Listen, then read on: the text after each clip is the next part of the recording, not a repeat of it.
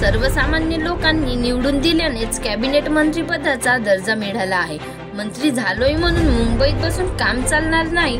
ज्या सर्वसामान्य जनतेने विश्वास दाखवून आमदार म्हणून निवडून दिले त्यांच्या समस्या जाणून घेऊन त्या प्राधान्याने सोडविणे ही माझी पहिली जबाबदारी आहे। जनतेत गेल्याशिवाय समस्या कळणार नाही, त्यामुळेच आपल्यापर्यंत आलोय। तुम्ही फक्त समस्या सांगा असे आवाहन मंत्री डॉक्टर धर्मराव बाबा आत्राम यांनी केले। महाराष्ट्र आणि छत्तीसगड या दोन राज्याच्या सीमेवरील इंद्रावती नदीच्या काठावरील अहेरी तालुक्यातील दामरचा या गावात अन्न व औषध प्रशासन मंत्री डॉक्टर धर्मराव बाबा आत्राम यांचा भव्य कार्यकर्ता मेळावा संपन्न झाला। यावेळी अध्यक्षस्थानावरून ते बोलत होते। पुढे बोलताना मंत्री धर्मराव बाबा आत्राम यांनी मुंबईत असो की अहेरीत आपल्याला जनतेचे काम करायचे आहे। मागील काही दिवसापासून विविध भागातील कार्यकर्ते आणि सर्वसामान्य जनतेची भेट घेऊन त्यांच्या समस्या सोडविण्याचा प्रयत्न करीत आहे। दामरचा परिसर देखील दुर्गम भाग म्हणून ओळखला जातो।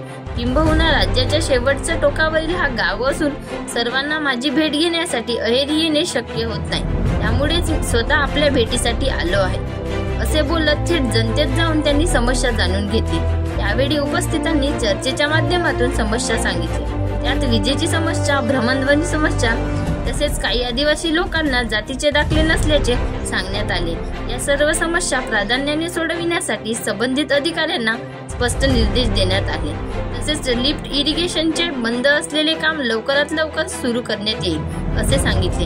या मेळाव्यात दामरचा, मांडरा, रुमालकस्ता, तोडेर, चिंतारेव, चिटवेली, वेलगूर, भंगारपेठ, कोतापेठ, कोयागुडम, मोदुगुडम आदी गावातील नागरिक मोठ्या संख्येने उपस्थित होते।